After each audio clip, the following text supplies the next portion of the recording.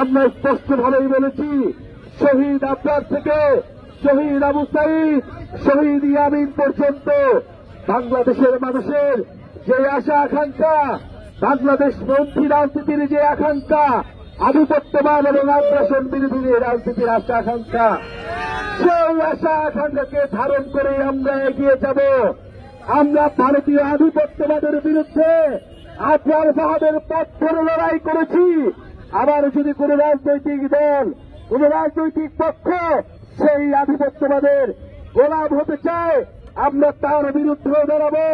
বাংলাদেশের জনগণ তার বিরুদ্ধে প্রতিরোধ তৈরি করবে।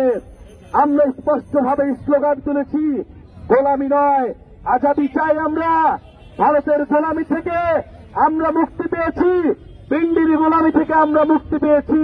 আমাদের আগামী দিনে বাংলাদেশ স্বাধীনভাবে, সার্বভৌমভাবে, মর্যাদার সহিত আমরা দাঁড়াবো। আমরা আমাদের রাজনীতি, আমাদের রাষ্ট্র বিনির্মাণ করব। কুষ্টিয়ার আবরার ফাহাদ, কুষ্টিয়ার শহীদ ইয়ামিন আমাদেরকে সেই শিক্ষা দিয়েছে। আমরা সেই আশা আকাঙ্ক্ষাকে ধারণ করি, সেই চেতনাকে ধারণ করি। আপনারা কি শহীদ আবরার ফাহাদকে ধারণ করেন? শহীদ ইয়ামিনকে ধারণ করেন? শহীদ আবরার ফাহাদের স্ট্যাটাস মনে আছে আপনাদের?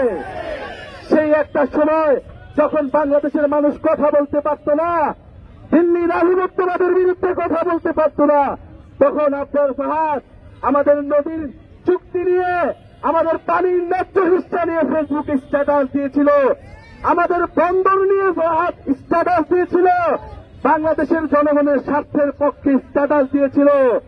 সেই আবরার ফাহাদ সেই সময় যখন ভারতের আধিপত্যবাদের বিরুদ্ধে, ফ্যাসিবাদের বিরুদ্ধে, শেখ হাসিনার বিরুদ্ধে কথা বলতে পারত না, তখন ইসলাম ধর্ম এবং বাংলাদেশের পক্ষে কথা বলা মাত্রই তাকে হত্যাযজ্ঞ করা হতো, তাকে নির্যাতন করা হতো। শহীদ আবরার ফাহাদ সেই সময় মুখ খুলেছিলেন। আমরা সেই শহীদ আবরারের পথ ধরে শহীদ ইয়ামিন পর্যন্ত যে জুলাই গণঅভ্যুত্থান, ফ্যাসিবাদ আধিপত্যবাদ বিরোধী যে লড়াই সংগ্রাম, সেই লড়াই সংগ্রাম চালিয়ে যাব। নতুন সংবিধান, বিচার এবং সংস্কার না হওয়া পর্যন্ত কুষ্টিয়াবাসীকে সেই সংগ্রামে আহ্বান জানাচ্ছি। এবং শহীদ আবরার ফাহাদ, শহীদ ইয়ামিন তাদের আশা আকাঙ্ক্ষাকে ধারণ করে কুষ্টিয়ার মানুষকে সাথে নিয়ে আমরা কুষ্টিয়াবাসীর জন্য, সারা দেশের মানুষের জন্য একটি বৈষম্যহীন গণতান্ত্রিক বাংলাদেশ উপহার দিব। এই প্রত্যাশা ব্যক্ত করে আমরা আজকে আপনাদের কাছ থেকে বিদায় নিচ্ছি। আপনারা আমাদের জন্য দোয়া রাখবেন, সালাম রাখবেন। আপনাদের এলাকার সন্তান নুসরাত তাবাসসুম গণঅভ্যুত্থানের সময় ডিবি কর্তৃক নির্যাতিত হয়েছিল, গ্রেফতার হয়েছিল। ডিজিএফআই তার বাসা থেকে ভোর রাতে তাকে গ্রেফতার করে নিয়ে গিয়েছিল। 6 দিন এই ডিবি অফিসে এই নুসরাত আটকা ছিল। বাংলাদেশের মানুষের পক্ষে, ফ্যাসিবাদের বিরুদ্ধে, স্বাধীনতার পক্ষে লড়াই করেছিল। আপনাদের আরেক কৃতি সন্তান আমাদের নয়ন ভাই, যিনি অক্লান্ত পরিশ্রম করে এই কুষ্টিয়া এলাকার মানুষের উন্নয়নের জন্য, অধিকারের জন্য কাজ করে যাচ্ছেন। আমাদের এখানে আরো শ্রমিক ইউনিয়নের, যুব শক্তির, এনসিপির কুষ্টিয়ার বিভিন্ন পর্যায়ের নেতাকর্মী রয়েছেন, যারা আজকের কর্মসূচি সফল করেছেন। তাদেরকে আমরা আন্তরিকভাবে ধন্যবাদ জানাচ্ছি।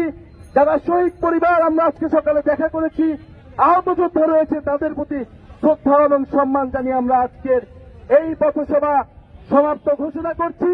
ইনশাআল্লাহ 64 জেলা আমাদের এই পথযাত্রা আমরা চালিয়ে যাব। ইনকিলাব, ইনকিলাব, শহীদ শহীদ আবরার,